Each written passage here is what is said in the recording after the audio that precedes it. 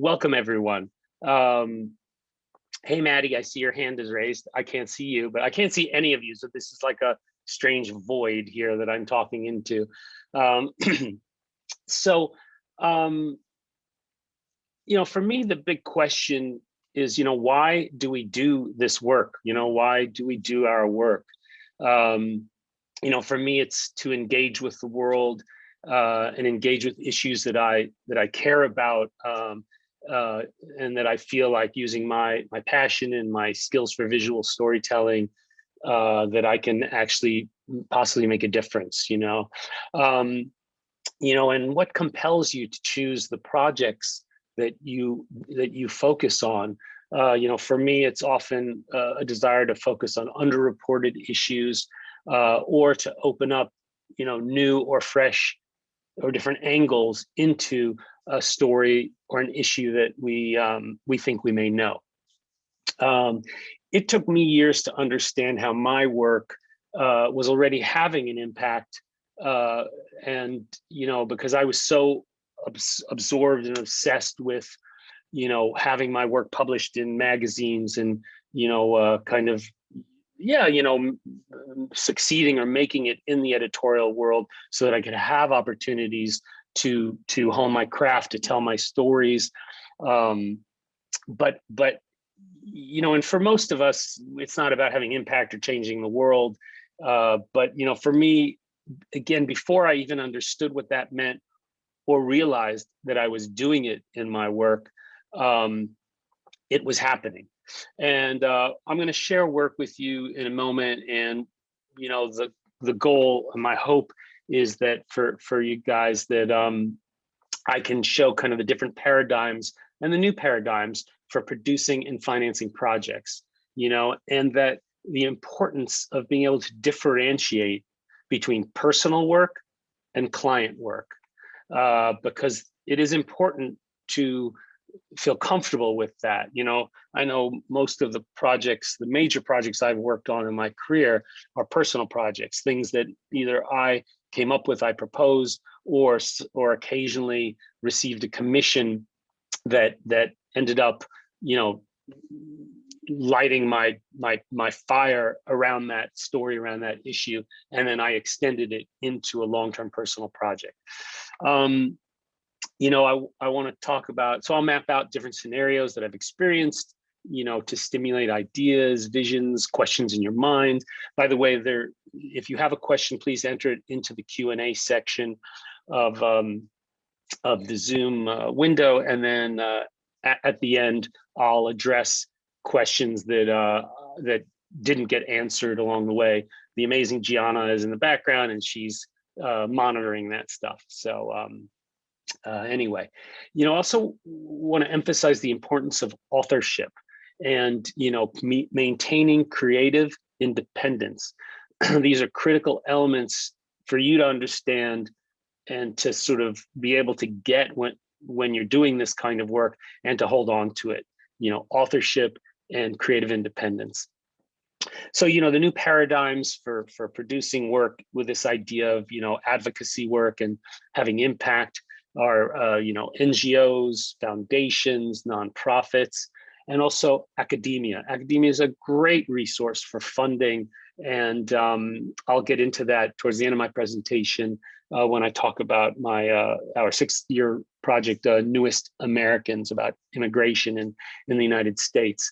But for me, and it's important if any of you want to or are pursuing this kind of work, is that it's the vital necessity of wanting to have impact with your work, and to be clear on what those impacts are. All right, that is so important going into this, because like with all aspects of documentary photography, photojournalism, the profession in general, it's hard. You're gonna experience, no matter how successful you are, a lot of rejection, disappointment, and it's so important for you to be able to overcome that. Step over it, dust yourself off, get up, keep on moving forward. And the energy that allows you to do that is your passionate belief in what you're doing.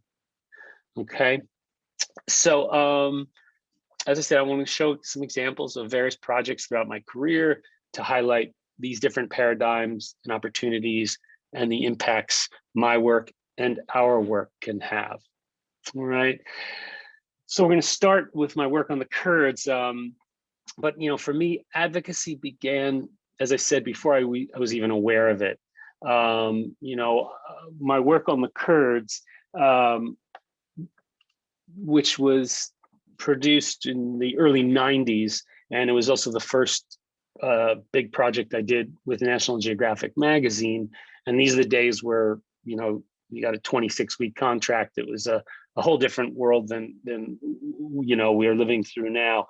But I became impassioned about the Kurdish cause when I learned about them being the largest ethnic group in the world without a nation of their own. And so I set off to go to the Middle East, Turkey, Iraq, Iran, and Syria, the main countries where the Kurdish population live. But I also covered some of their diaspora in Germany and the UK. There are many Kurdish people in the United States as well. But for me, this was an early example of where, I was producing work under the vein of, editorial photojournalism, working with National Geographic. But the result of that work, and I also had the great honor and privilege of being able to work with Christopher Hitchens, an amazing thinker and writer who has since passed away. But together we produced a book, When the Borders Bleed. Yes. Sorry to bother you. The photos aren't showing up. We're seeing just a white screen. Okay. I know why that happens. Thank you for piping in there. I'm just gonna have to start sharing, reshare my screen. Okay. All right, I think this will do it. Gianna, thank you, because that would have been very boring to just look at the same image. Is it changing now? Yep, all good. Yay, okay, so that's where we started. All right, so again, this work, I've chronicled the Kurdish people for, on and off since 1991. So these images are from various periods of time. But the point I want to make in showing this work is that I was not looking at it in terms of advocacy work. I was looking at this, again, as I said, more in terms of, documentary photography, photojournalism, telling the story of a people that, whose story was just not told adequately in the West or to the West. Certainly Europeans had a great awareness of the Kurdish people. But since then, I have met, even just in the last month, numerous people, often young Kurds who grew up somewhere in the Middle East or in Europe.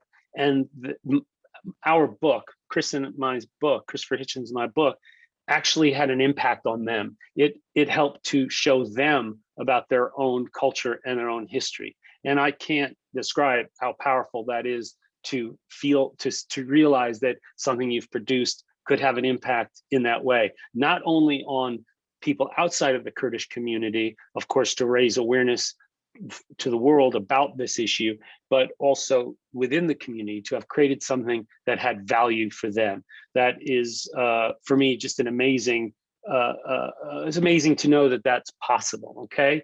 So, and this is all before I even understood what advocacy work was or why you would even do that kind of work. The next project I want to talk about is my work on aging in America. This was an 8-year project, and this was after the work on the Kurds, and kind of, in a way, reflected the next step in my evolution as not only a visual storyteller and a long-term documentarian, but also in terms of advocacy work. And so my wife and I, Julie Winokur, who I work with a lot, we worked together on this project. We produced a book, we produced a 1-hour PBS film, websites, and a bunch of materials. And again, unwittingly, this work became and continues to this day to have value within social work, geriatric, all kinds of nursing, all kinds of disciplines, if you like, and areas of society where, for whatever reason, the work we created has value for them in teaching, whether it's a nurse, how to be more sensitive to our elders, or in social work, how to deal with the various issues that arise. So again, this is another example of work we created that was more in a journalistic vein, documentary vein, but had value in advocacy. And again, a further step in my evolution in realizing the potential of what we can do, the impact we can have beyond the media world, beyond the art world, if that's important to you. And so the idea is that these stories that we tell, these images we create, the stories we create, that they have real value out in the world to activists and people who are, pushing for change, whether it's legislative change, whether it's cultural or societal change. And ultimately that project led my wife and I, this is my wife and our daughter and her father, to care for her father when he wasn't able to live alone. So not only did this work have impact on others, we hope, but it also looks like, it also changed the way we approached our lives. Then in around 2004, 2005, I met Professor Michael Watts, who teaches at geography at Berkeley, University of California, Berkeley. And he turned me on to this story, this issue of oil in the Niger Delta and the exploitation after 50 years of oil and gas exploitation in this region of Nigeria, how the impact it had on the people there. And this took me to yet another stage of, again, not only in my editorial journalistic world, but also in advocacy. It took me to this whole other level of understanding how you can create work that can have real impact. Ultimately, this work was used along with other materials by Oxfam America to actually cause legislative change. A bill was passed in Congress, ultimately, that required more transparency within the oil and gas industries, or what we would call the extractive industries, including coal mining and so forth. And they used my work to create an exhibition that went to 10 universities around the United States, where there were lectures around, again, raising awareness about the issue of oil and gas, not just in Nigeria, using that as an example, but also, this bill that was working its way through the United States Congress. So again, there are many ways we can have impact through our work. And, there are amazing people besides myself who are having tremendous impact in the work they do, where they've even created their own nonprofits, so they're not only functioning as storytellers, visual storytellers, but also as, advocates. For me, I focus on what I feel I do best and what I'm capable of doing, which is storytelling with passion, with compassion and intimacy, and then try to find the right partners. And that's a key element in doing this work, is finding the right people to partner with so that they can effectively work to affect change using our materials. The experience I had, besides the work I created in Nigeria and the Niger Delta, changed my life completely, because I'd never experienced this level of economic inequity and sort of a gross violation of human rights and degradation of the environment. So many things that just made my blood boil and empowered me or inspired me to go back multiple times to what is a very inhospitable and difficult place to work. An amazing place. Nigeria is an amazing place, but when you go there as a photographer or a filmmaker or as a journalist, it's a very different experience, because you hit up against some major headwinds of whether it's the security forces, the government, the oil companies, even the villagers, the people don't necessarily want us there telling their story. So working in this area creates tremendous challenges, but it was worth it because the impact of the work and also just the experience that I had were life-changing. So these three projects that I've shown, which I consider long-term personal projects in the course of my career, all ultimately had some element of advocacy to them, whether I realized it or not. And then I don't know, somewhere around 2010, it feels, I always think of that date as a marker where things started to shift. We came out of that, we were just limping out of the terrible economic, the Great Recession. Certainly this industry, photojournalism and the editorial world, were seriously hit economically by it. And in many ways, we've just never recovered. It's morphed into other things that are also quite exciting. But, the world, the sort of paradigm I grew up in, it existed, but it was like a shell of what it was.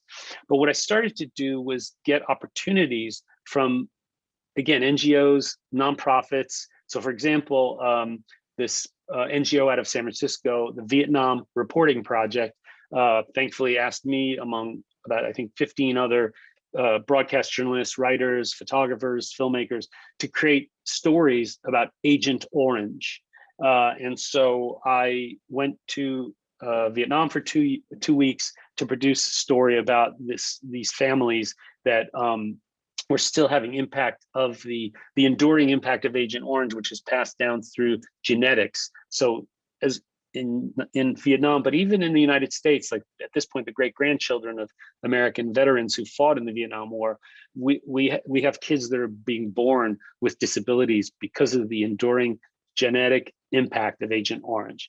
So I know for some of you, this might be like too granular, in the weeds, wonky, but for me, this stuff just turns me on, because that's part of why I wanted to do this work before I even understood what doing this work meant. It's because I am a lifelong learner. I love learning about things, but I also love being able to tell stories about the things that I'm interested in, especially when they have a real human impact. So I created a 15-minute film on this work, as well as a bunch of still images. And I'm going to play a 1-minute trailer from this project.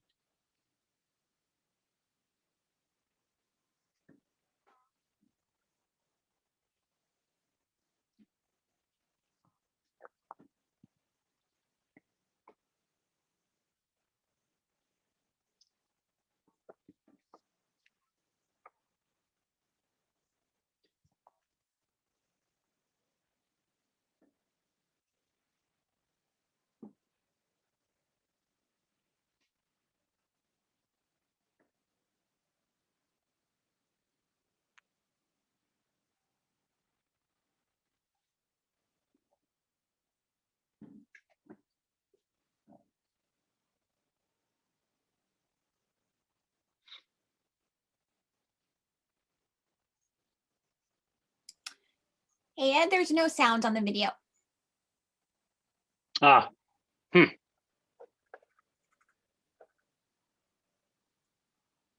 So that there's no sound, Gianna? Yeah, there's no sound coming through. Oh, that's a bummer. Well, thankfully, I'm not showing too many other videos, but not exactly sure how to work that out. And I don't want to get sidetracked on that. But I think I'm only showing one other video. But sorry about that, folks. Zoom is very persnickety about like certain presentation elements. So anyway. So that work, went on the World Press. It was published. The stills were published around the world, and the video was also seen around the world through various functions. So it was the beginning of where I was creating work that had like a hybrid a birth, if you like. While it was still being seen in the editorial world and the areas that I kind of grew up in and came out of, but it was also being used now.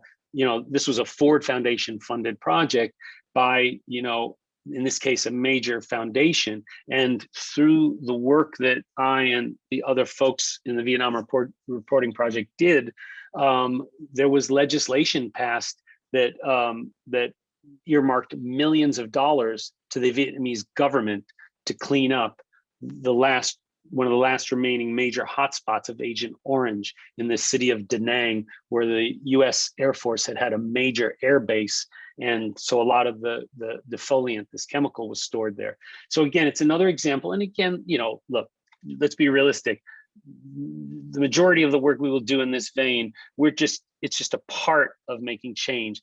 It is not, the change is not happening because of me or the work I've done, but it's fulfilling to know that even to just have a small part of the conversation, or to have a small impact as part of a larger impact, means a lot to me.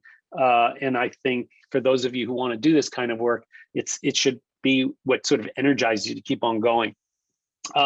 So I've done a lot of work with the Open Society Foundation. This is another example of the sort of paradigm shift where a foundation, this one based in New York, is hiring, is commissioning photographers and filmmakers like myself and others to produce, stories that really could just as easily have been commissioned by Time Magazine or Former Life Magazine, but instead I'm being commissioned by a nonprofit. So this was a piece we did about police profiling in Europe. I went to the UK, France, and Holland to do a series of portraits of people who were being profiled, people of color, of course, who were being profiled in Europe by the police. In this case, this is in Leicester in the UK, and this gentleman is a policeman, but when he wasn't in uniform, he would be stopped and frisked and hassled by the police. So not to go too deep or granular in this particular project, but in this case, I decided to approach it through portraiture, using like an LED light to kind of almost put a spotlight on the people within public spaces where they had been or would be hassled by the police. And ultimately, this work was used by the Dutch police as sensitivity training for their officer corps. So again, I always say, and I'm not the only one who has said this, but while it's great to have the cover of National Geographic or major media where you reach theoretically millions or tens of millions of people, there's also something when you're looking at doing advocacy work, if you just reach the right 500 people or the right 2,000 people, especially if they're change makers, politicians, legislators, so forth, that you can have a real impact. And this is behind the scenes stuff.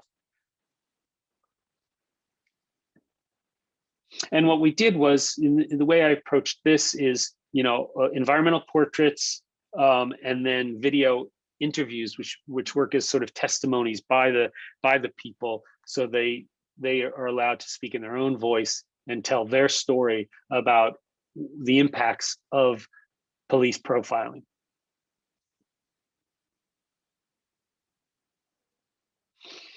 In 2016, Seven received, through the great work of Gary Knight and Ron Haviv, they conjured up a project about the Millennial Villages Project, and this was an initiative by Jeffrey Sachs, an economist at Columbia University in New York, to basically focus funding on specific places in Africa to see if local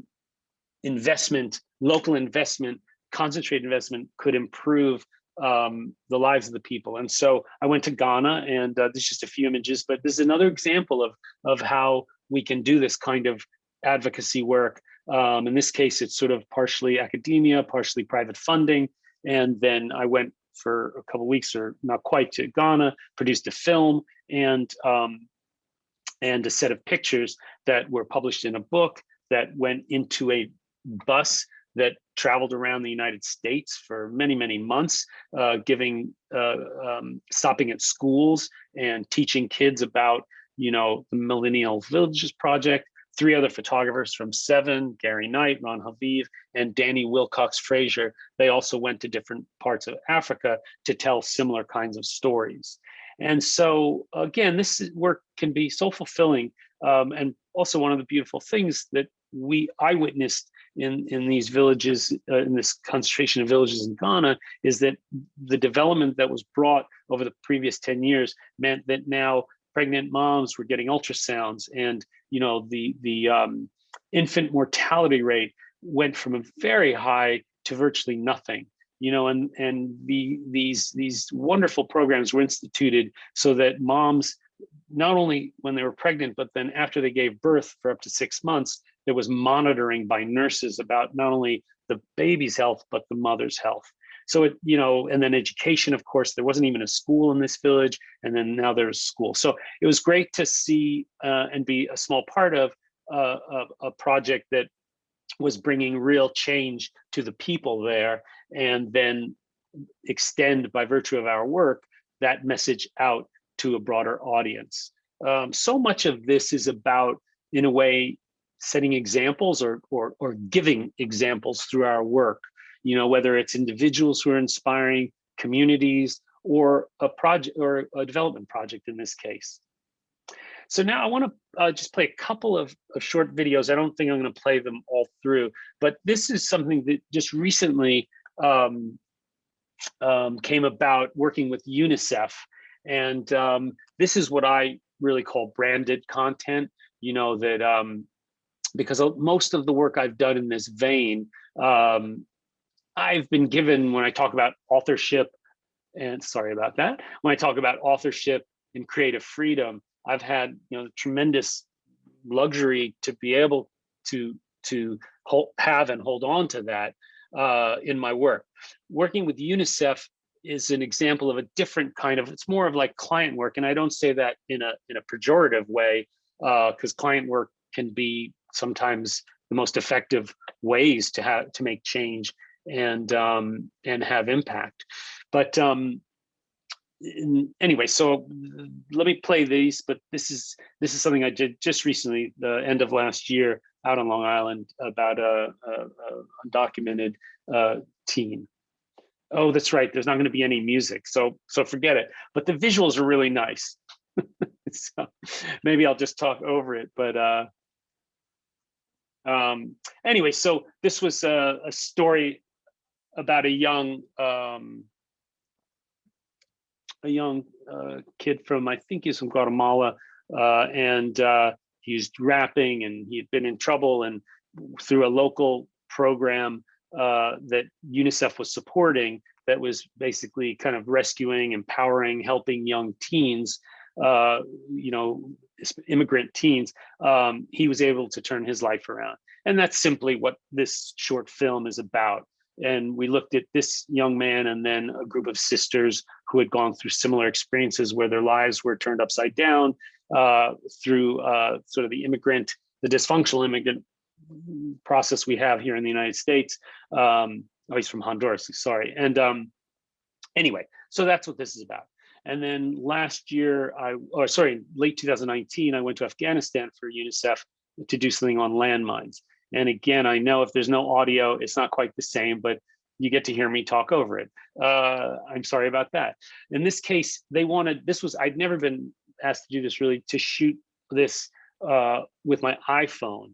And so it was interesting. It was like an interesting creative challenge of, how do I tell the story of these two young boys who both lost their legs in landmine. And this was about landmine victims or survivors in Afghanistan,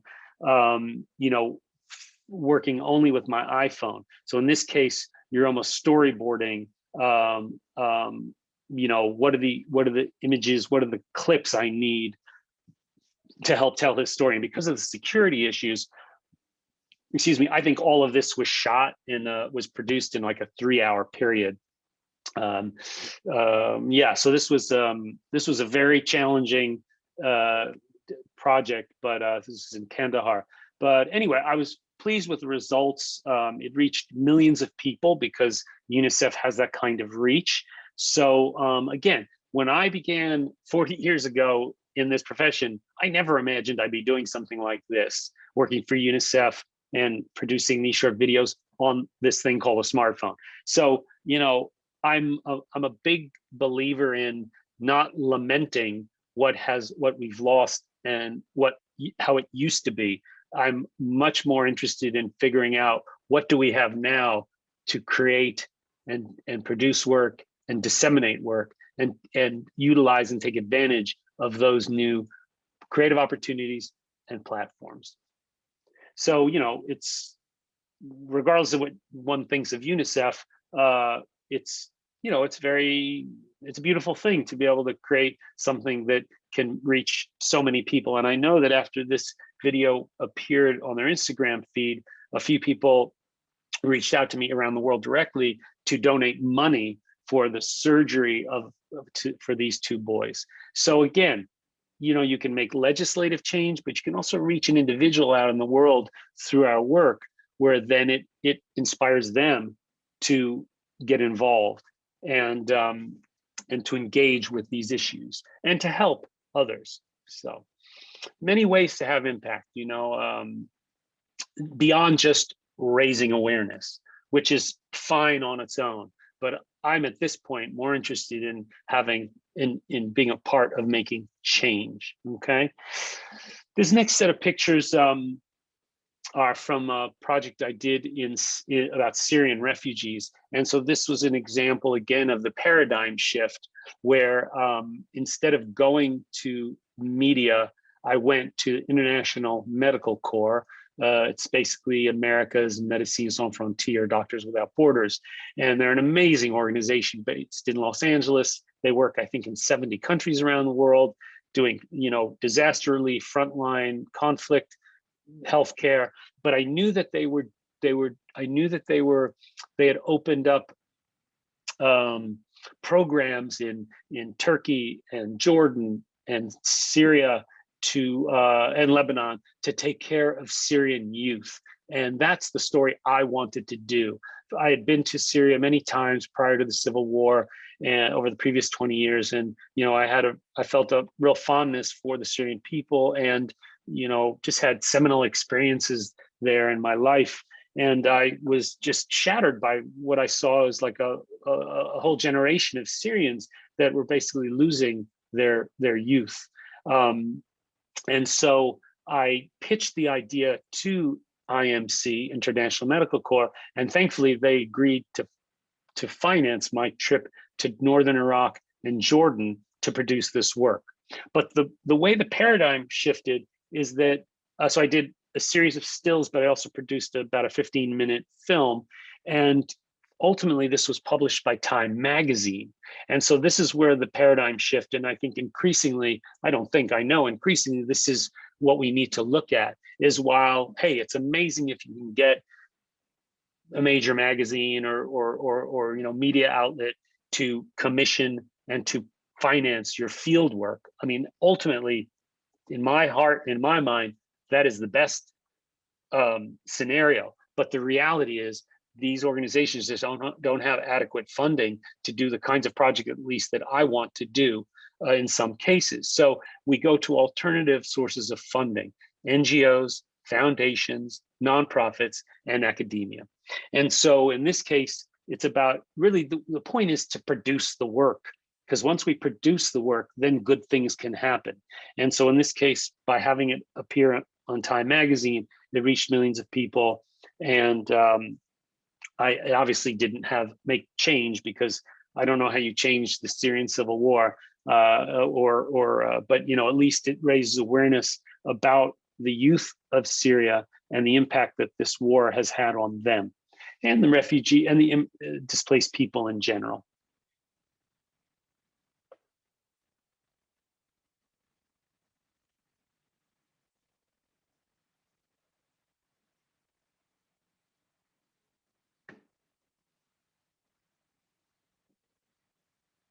So I'm not going to play the excerpt of the video since there's no sound, but you can go to either my website or talkingeyesmedia.org or Time magazine and look it up, Syria's Lost Generation, to see the full film. So the current project that I'm working on now, which I'm now in my 7th year, is about chronic kidney disease around the world.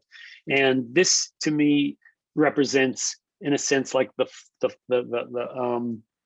full cycle of my evolution in doing and also understanding advocacy work and what it means and the potential of it.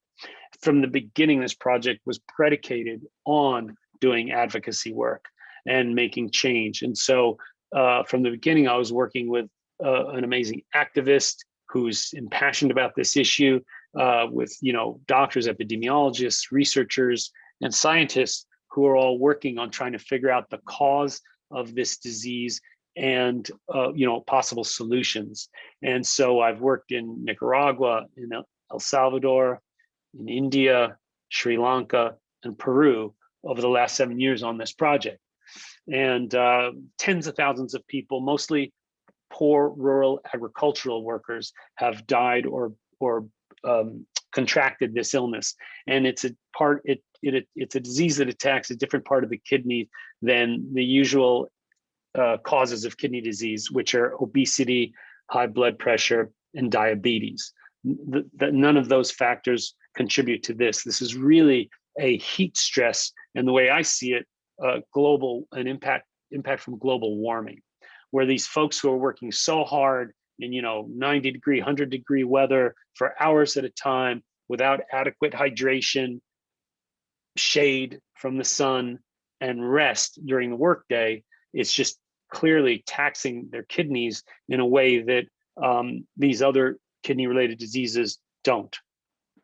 And so for me, this was from the beginning. Once I went to Nicaragua the first time in 2013, I saw with my own eyes a funeral almost every single day in this one community, Chichigalpa, in this case, sugarcane workers. I resolved myself, like, this is going to be my next personal project. And I'm specifically going to produce short videos, photo essays, environmental portraits, and reportage on this issue, so that it could be filtered out not only into the media, and this work has now been published all over the world, presented, Nat Geo, New York Times, The Guardian, NPR, but also exhibited at Perpignan in France, and using social media to also extend the impact of this. And social media has been a huge part of this project, and then had an exhibition at the Melkweg Gallery Museum, in Amsterdam a few years ago, 2015. So, these are all ways that I've been able to have impact with this work, but it's also been used by the activists that I work with to kind of galvanize, in a sense, like international protocols among researchers and scientists on how to figure out the cause of these diseases, set up like protocols for blood and urine samples, so forth and so on. Again, I'm getting nerdy, wonky, and granular, but that is part of doing this work, that it's not just about making cool images. All right, it's not just about being an artist. It's about having responsibility in the work we create, having it grounded in fact as much as we can possibly do that, and telling real stories about real people in real situations in real time. And then that work has the validity to then be used to affect change. So what was really beautiful in the evolution of this particular project is a year ago, actually, I returned from Nicaragua, where I had gone for The Guardian to tell the story about how this one new program, it's called the Adelante Initiative, sorry, having trouble speaking today, which is initiated by La Isla Network, which is the organization I've been working hand in glove with for the last 7 years. They inaugurated an initiative which brought rest, water, and shade to these sugarcane workers. And so in this case, I was going back not to chronicle people dying, and I did some of people who are still sick, but it was more about, how they're bringing this initiative to the workers, and they're testing them. They're taking their blood pressure and their temperature at the beginning of the workday. This is at 5 a.m., right at the fields where they would then go work all day. And then at the end of their work shifts, monitoring their heart, their heart rate and their temperature, all in the effort to figure out the efficacy of this program: rest, water, and shade. How simple is that? It doesn't bankrupt the sugarcane company. It's a minimal cost to do right by their workers. And what's so beautiful is what they found out is that not only is the incidence of this disease going down among the workers, but their productivity has increased. So how beautiful is that? And again, it's as simple as having a tent at the field, so that instead of working 4 hours in 100-degree weather with inadequate hydration, they work, whatever it is, an hour and 15 minutes, then they take a 15-minute break. And throughout the day, they maintain that kind of a regimen, and it has improved their health and improved their productivity. So, for me, this is a very gratifying, and that might not be quite the right word, because there's still people that are sick and they're dying from this disease. But, it gives one hope that as a journalist or as a visual storyteller, we aren't always just pounding the drumbeat of negativity and hopelessness and conflict and disease and death, but that there are organizations out there, there are programs out there that are trying to improve the conditions for people. And frankly, at this point, that's what keeps me going, is the knowledge and the belief that we can, as storytellers, create work that not only shines a spotlight on problems, absolutely, and unflinchingly we should do that, but also provides information, imagery, stories about characters, about organizations, about governments, whomever it may be, corporations, I don't really care, but any entity that is trying to improve or ameliorate a bad situation.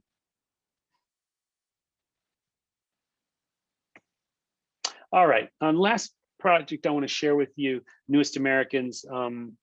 This is a project I've been working on with my wife, Julie Winokur, and Tim Raphael, a professor at Rutgers University in the city of Newark, which is the largest city in the state of New Jersey, where we live. So this is an example of, what I call hyperlocal storytelling, this idea of telling hyperlocal stories of global significance. And so unfortunately, I can't believe there's no sound. That is so annoying, but I wanted to play this sort of teaser reel, but I don't think it's pointless without sound, but at least you get the visuals while you have to hear my voice drone on. But in the last 6 years, the way we devised this project, and it was all funded by academia, major funding for 3 years, and then we got an NEH grant to extend it for another 2 years, and we've gotten some other grants. So this is an example of a project that was created through various forms of funding. We have had this work, both the films and the stories, the photo essays, published in, again, Nat Geo and the New York Times and the Atlantic and major media, the Nation, and so forth.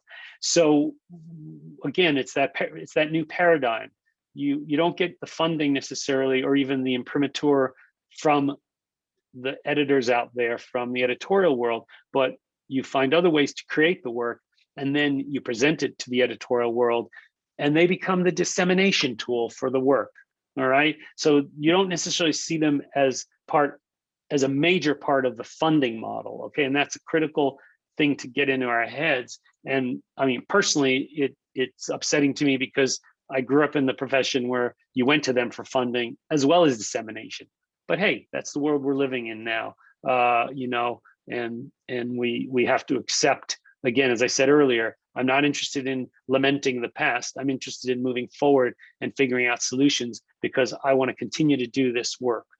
So this, and also I only produced some of the work here.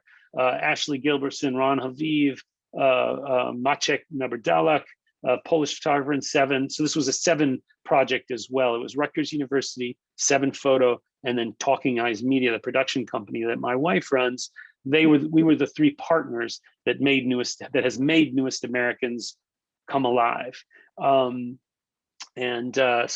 what we call it is a collaboratory, and it was a very unique project. So I'm just going to share a couple of short photo pieces that I did for this project. So this was about immigrant detention in the United States. So we did a series of portraits that were quite manipulated for me, but that was the whole vision of them, of people who have been immigrants who had been detained for periods of months or years, even though they had done nothing illegal and they had not broken any laws. They just came to the United States for asylum. And, I don't know if you guys know this, but probably 90% of our immigrant detention system is privately run. That means there is a profit motive to detaining these innocent, mostly innocent people. So for me, this is outrageous. So we created this set of pictures. These are not all of what we did. And then we exhibited them life-size, like 7-foot tall canvas prints. And then in the caption next to it, there was a code that if you called it, then these folks, the voice of the subjects would call you back and tell you their story. So that was the way we approached this. So that's the other thing, is there's so many creative ways now besides just an image and a caption, right? There's so many ways. And for those of you who are willing or desirous, if you can learn, it's so important to not only make still photographs. In today's world, it is so valuable, not only in terms of being able to be open to more opportunities to work and get paid, but also to be creative and to be artistic, is to learn to shoot video and to learn to collect audio. These are critical new tools that if you have, that again, not only creatively and artistically, it opens you up to doing things that as a still photographer, you were never able to do, but it also opens up the possibilities to create stories in different kinds of ways. And this is the last set of pictures. So this produced this last year during the pandemic. That's not over. Looking again, hyperlocal at this one town of Freehold, New Jersey, where Bruce Springsteen comes from, for those of you who care. And now it's like 50% of the population are immigrants, mostly Latinx immigrants. And so I worked with a writer, Marianne Carruth, who also works with the Newest Americans Project, to do a series of portraits and interviews with people in Freehold who show the impact of the pandemic on them. So in many cases, if they didn't get sick, they were kicked out of their living quarters. They lost work because it was very hard to get work during the pandemic. And so again, there's another example of where, now in this case, we're dealing with a story of the moment, not some historical story. And we were able to get this published in The Nation, as well as on our own branded online magazine, Newest Americans.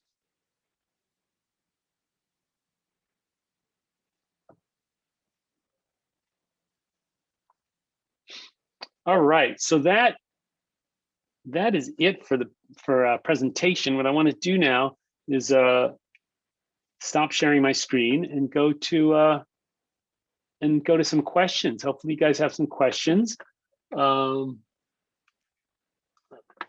I just need to figure this out, how we stop sharing.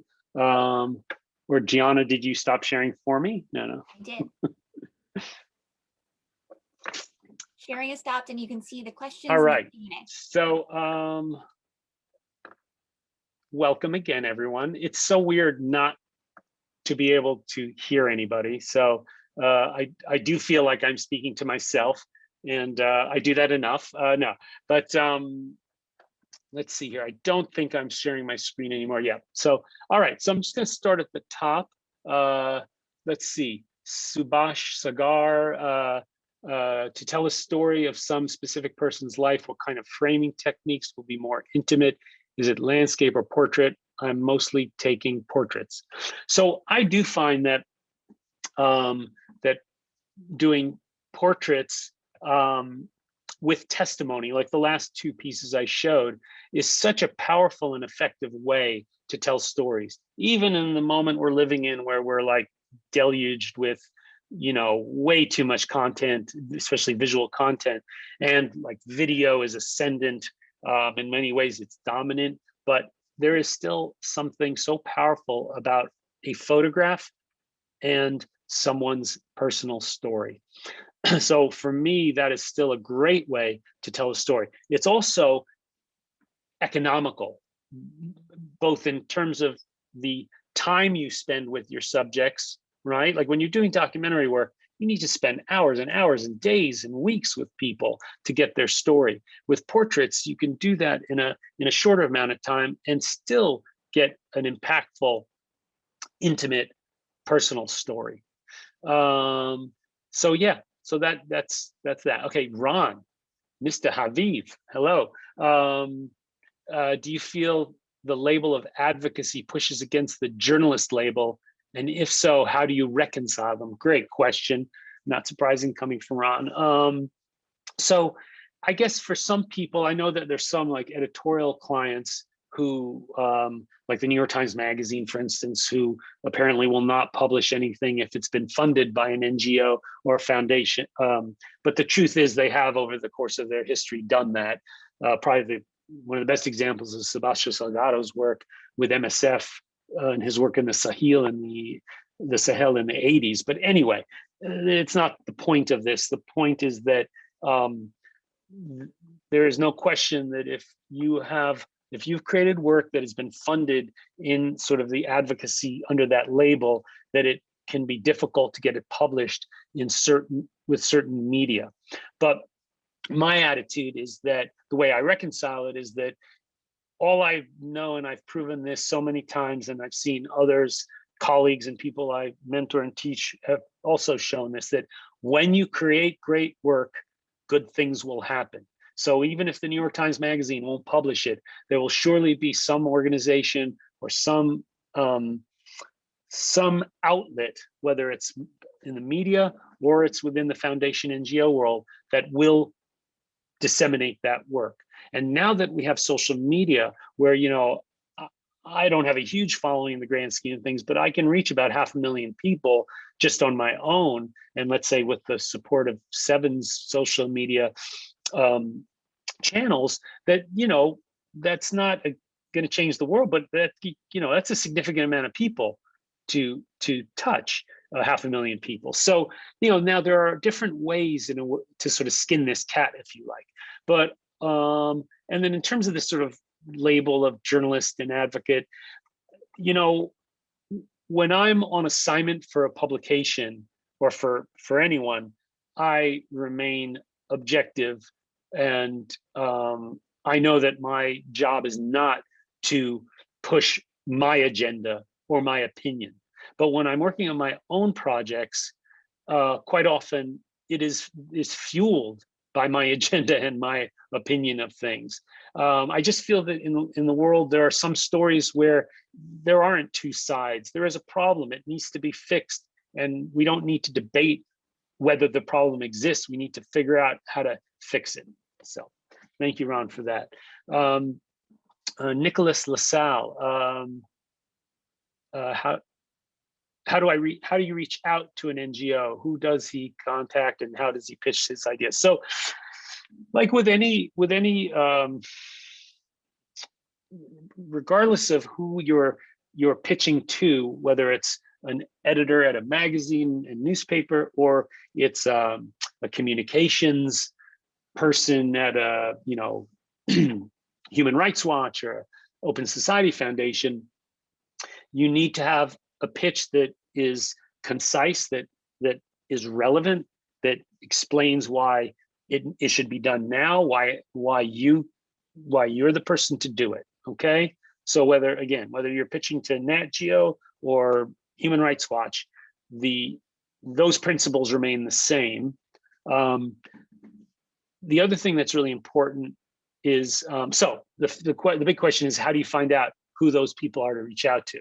That's something you do by either asking colleagues or just doing the online research to figure that out. But generally, these people are not hiding. Generally, so it's not very difficult to figure out who to reach out to at a given organization. So I suggest you start with, what is your idea? Hone that pitch, that proposal, so it's excellent, and then figure out who is that appropriate for. Because not all stories, obviously, and ideas are appropriate for everyone. And the more you're focused, I believe the more effective you can be in getting your work out there. From Ava, do you have advice for less established photographers to get into the NGO nonprofit space? I have this big project that I recently finished producing about climate, oceanographic research Chilean Patagonia during the pandemic.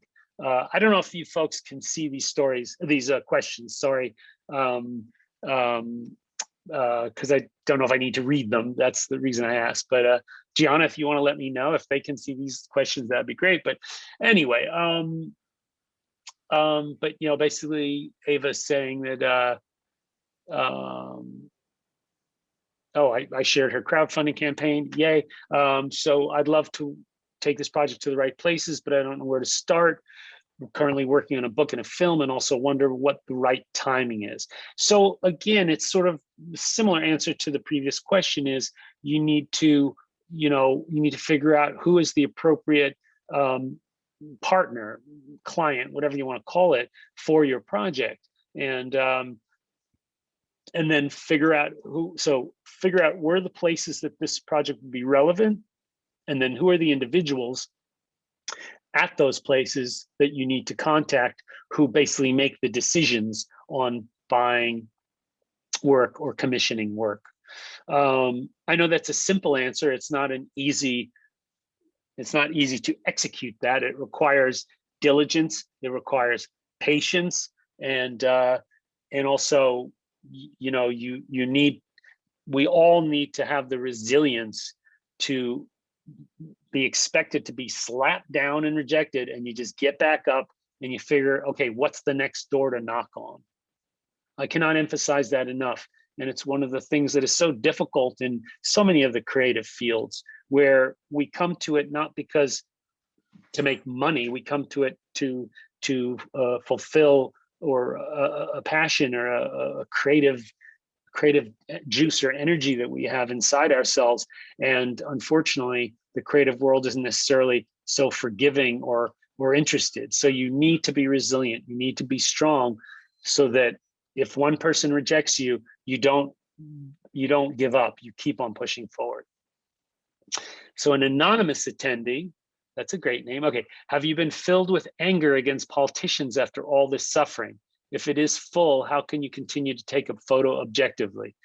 So I am constantly angry at politicians these days, and I'm not going to get into specifics, but it's become almost like a daily part of like mental health dilemma, really, to feel so disappointed and frustrated with politicians, not just in the United States, of course, particularly here because this is my home country, but I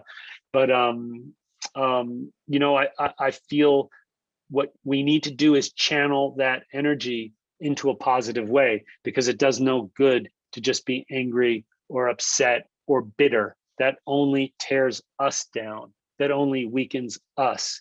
So you need to channel that anger, channel that frustration into productive energy. So whether that is making photographs, making videos, or joining organizations, whatever that may be, whatever that may be, volunteering at a local food kitchen, especially now, or finding, the key is to attach yourself to a cause that you really care about. It all begins from that inclination, from that place. It's like the G spot for this. What do you care about? What's making you angry? And then forget about the politicians that are causing it. Figure out what are the organizations or the groups or the individuals you can partner with to get involved to affect change. All right, Tequila Minsky. Okay, that is the best name. Wow. iPhone because it's less, I guess the question is, did I use the iPhone because it's less obvious and intrusive? So in the case specifically of the Afghanistan project, it was requested partly out of logistics and timing because they needed the film turned around.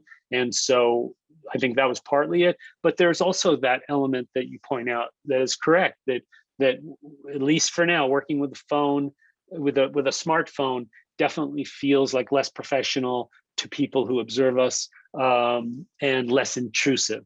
I would argue that it's only a matter of time until that condition doesn't exist anymore, because people will realize that work done with a phone can still be broadcast around the world, And ultimately, that's what people are, if they have a problem with us being there and recording anything, that is the issue, not the device we use.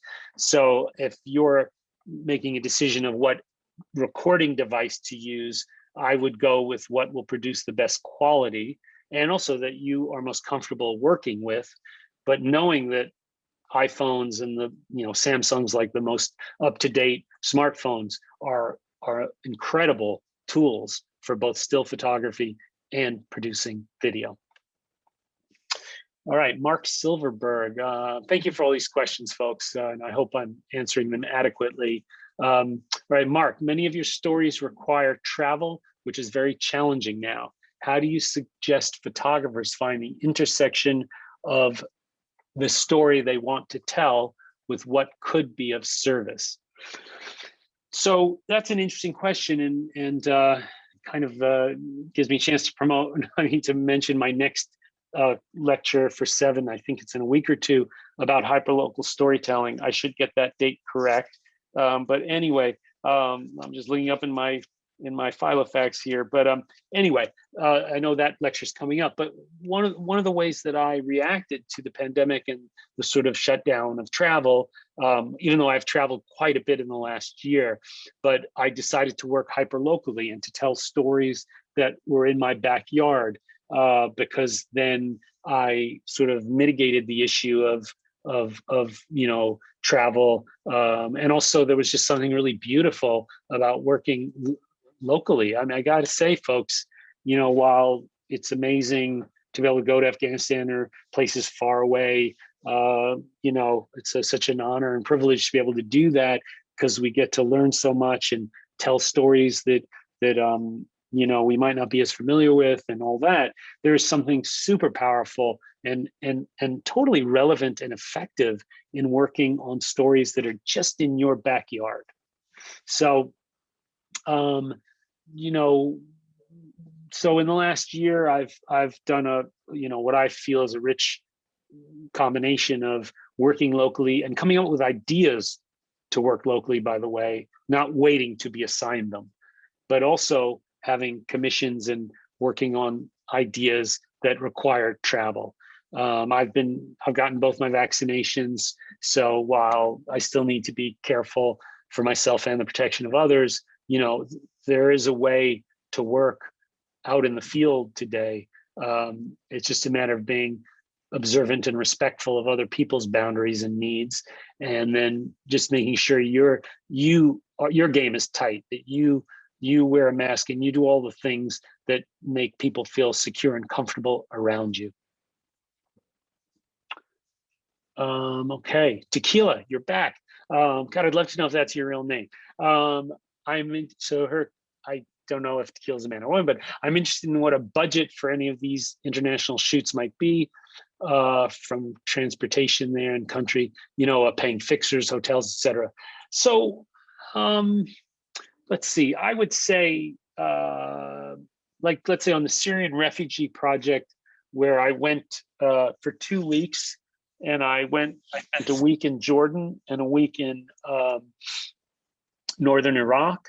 I think the total, including all expenses, and I think I got like a $500 a day shooting fee, which at this point is not a very high shooting fee, but it's adequate. I think the total budget was maybe around $15,000, and then and then there was the post-production part, which Julie and Talking Eyes Media edited that film. So in that case, I can't remember if she got a little. Well, I know Time paid us maybe $2,300 or something as a licensing fee, which is really inadequate, but we're thankful for anything that these publications can offer. So let's say maybe it was around 20 grand when all is said and done to produce a 15-minute film and a set of photographs for 2 weeks in the field.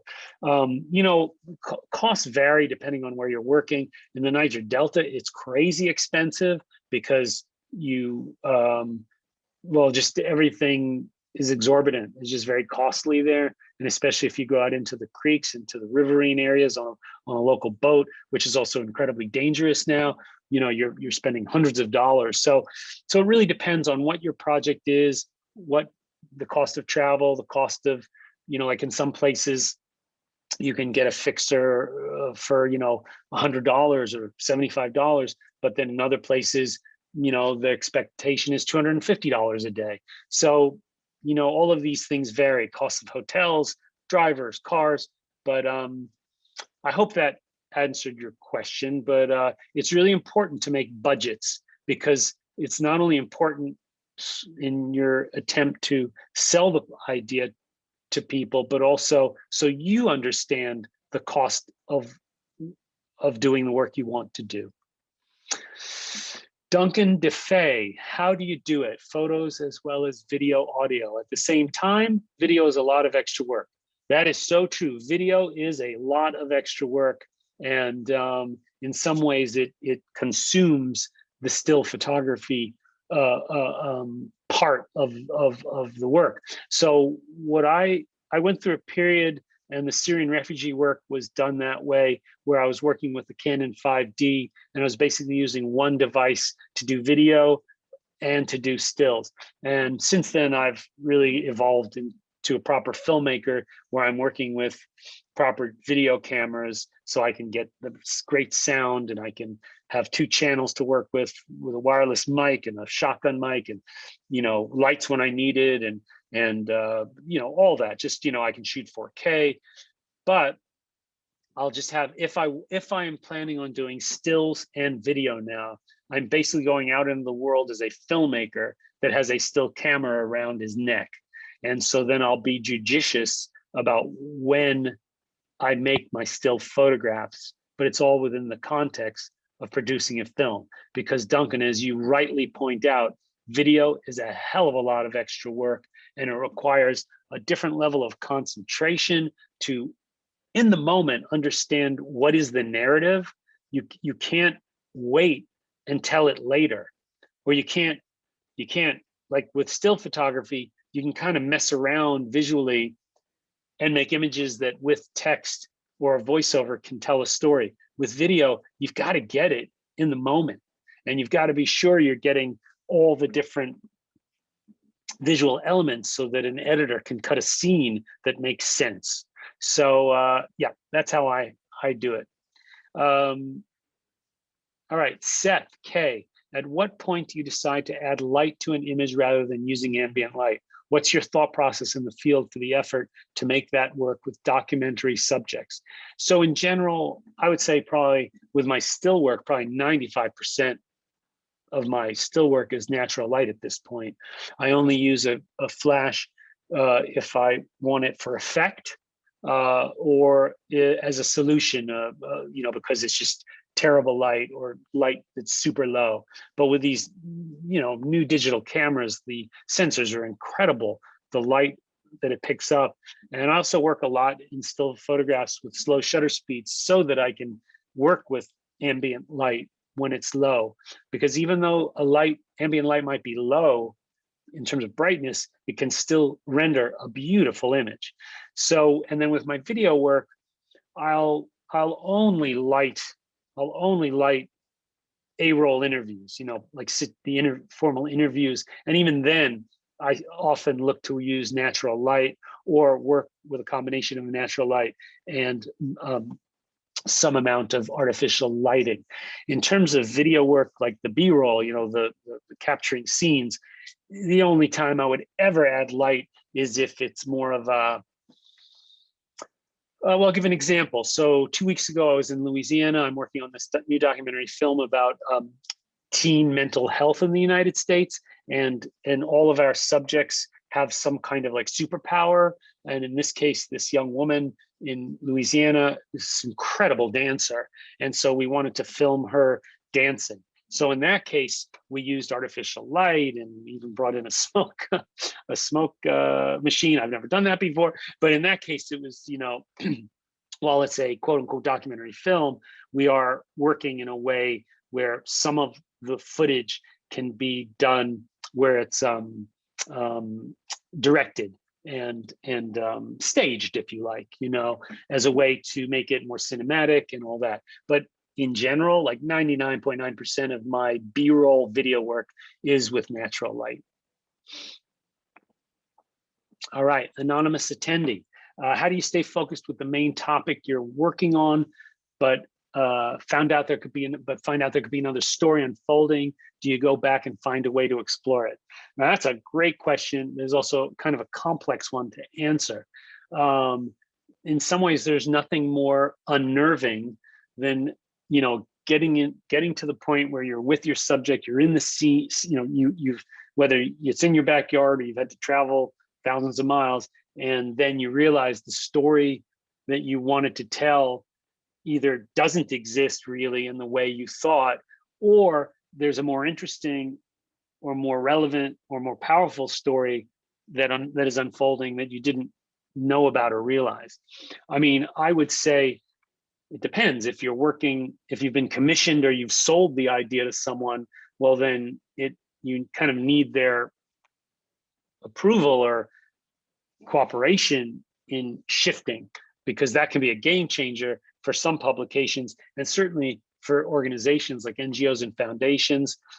It'd probably be really difficult to change in midstream unless you have a really compelling argument to do it.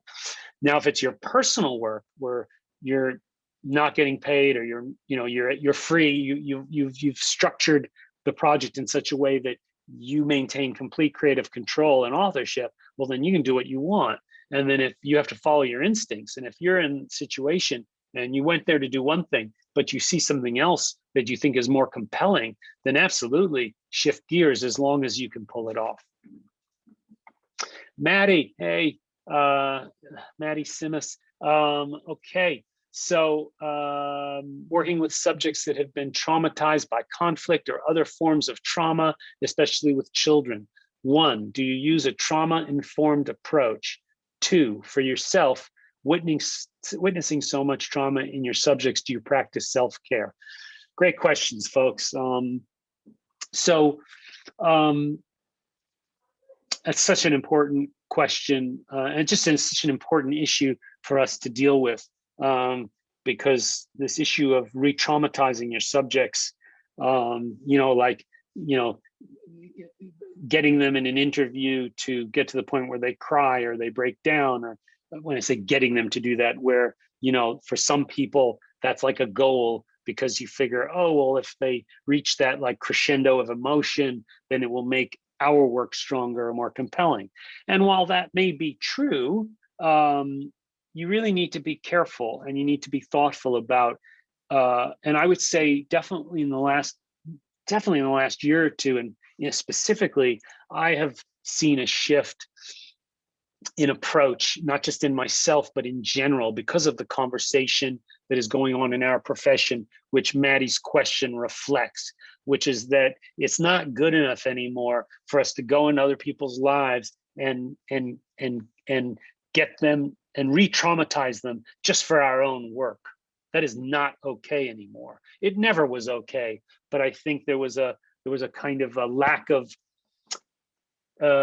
awareness or appreciation, and for many folks in that impact, in how in doing our work we can have like a bad impact on the people who've agreed to share their stories with us. So I try to approach it as sensitively as I can.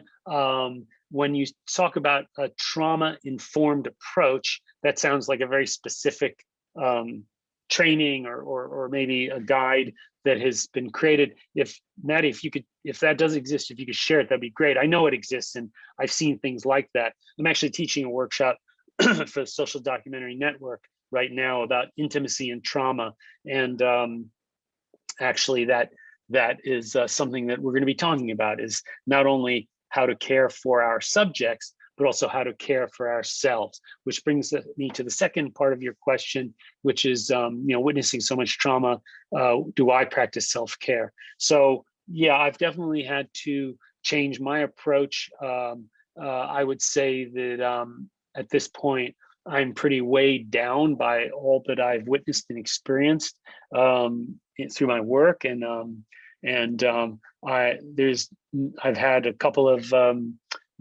panic attacks in the field, one in Iraq in 2004 and one in Nigeria in 2006, where I realized like that some of this work was pushing me to the edges of my ability to cope. And so I do myself or anyone any good if I break down. What's the point of that? So now I am much more careful and judicious about the projects I choose to do, the situations that as much as I can control it, which I can't all the time, the situations I get myself into. So I will choose my projects now that I feel somewhat comfortable or confident, if you like. Again, there's no assurances in life that I'll be able to handle it, and that I would say that's simply the way to do it. Now, in terms of my self-care, for me, that a lot of that is simple things, trying to eat well, trying to get some rest.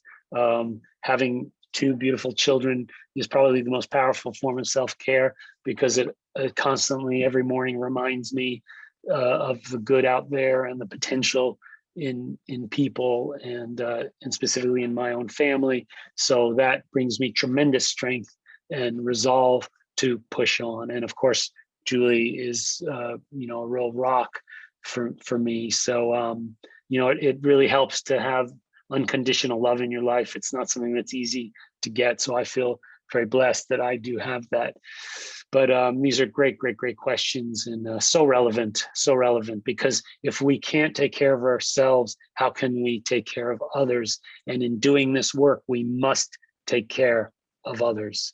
It is not okay to sort of rape and pillage other people's, I'm saying this metaphorically, other people's lives just so we have great work. All right.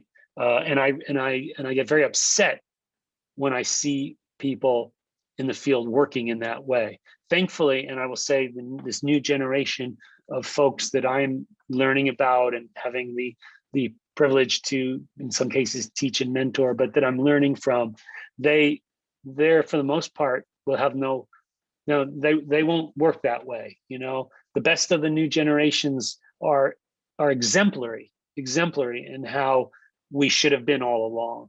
And so I welcome these new modes of working, this new awareness about the impact of our work on the people who collaborate with us to allow us to do our work, and then the impact of doing this work on ourselves. All right, a few more questions. Thank you, folks, for those who have hung on. This is great. Brian Castledine, why is it that certain commercial publishers, et cetera, won't touch NGO-funded work? That is a good question, and Brian, I'd love to know the answer to that. I mean, joking aside, I know what it is. Like in the case of the New York Times Magazine, as with the New York Times in general, probably the Washington Post, most of the kind of major media outlets that perform, regardless of what this fake news bullshit, but perform at such a high level of ethical standards, even though they're imperfect and individuals are human and make mistakes and do corrupt things. But in general, these very top media organizations work at such a high ethical level. So part of maintaining that sort of, divide of church and state, if you like, is the way they maintain that, I think, means that NGO funded work kind of falls into that category of work that is not, objective, quote unquote. So, I don't know how to get around that. Again, even the New York Times will sometimes, I've seen them bend those rules. But that's an interesting one. And boy, what I would love is to have a photo editor answer that question, because they will have they will be way more informed than me. I don't see behind that curtain. I just know what I know from talking to people or observing and making observations of how I think they behave. But I do know that I've had work rejected specifically by the New York Times Magazine because they asked, was that funded by a nonprofit? And when I said yes, they said, sorry, we can't publish it. So yeah, you have to work around that one. All right, J. Gerard Seguye, sorry if I mispronounced your name.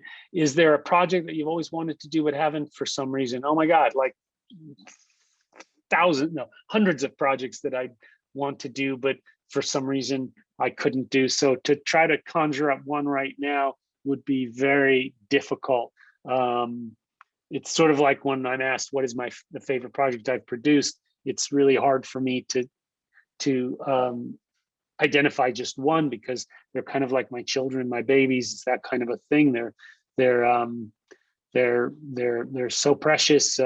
But you know, I would say, yeah, it's just hard to answer that question. I'm so sorry, but there's so many things that I want to do that you know, one human cannot do all of them. So instead, I focus, you know, in the moment.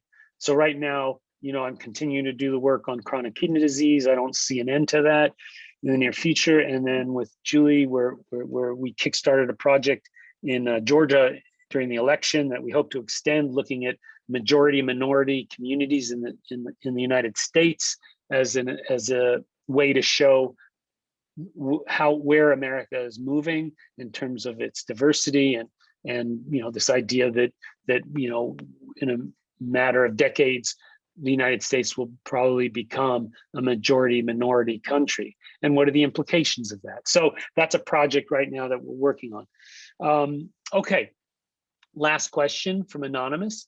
Are you working on multiple stories or one at a time?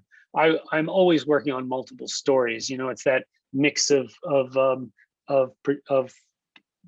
juggling commissions, you know, work, you know, assignment work that comes to me, and then personal projects that I am developing and producing on my own, or with Julie, or with other partners. You know, there's always like, you know, Julie always talks about, you know, having, you know, lots of plates spinning like a juggler in the circus, and the goal is not to have too many plates spinning, because invariably more than one of them will fall and crash.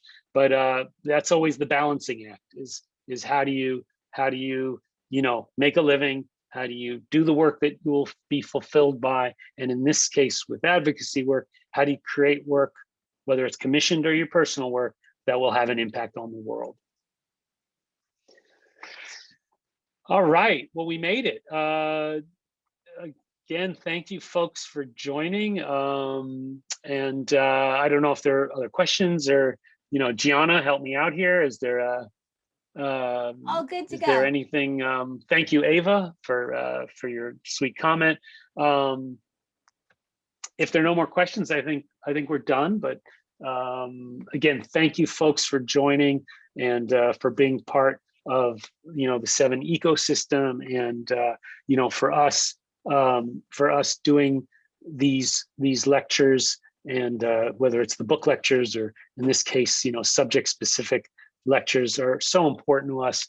We feel it's a way that, you know, we can not only share our work and share our experience, but also extend community, build community, and also give back. So everyone, take good care of yourselves. We're gonna beat this thing. I feel we're coming around, you know, the back end of this, and just everyone take good care, and hope to see you somewhere soon. All right, be well.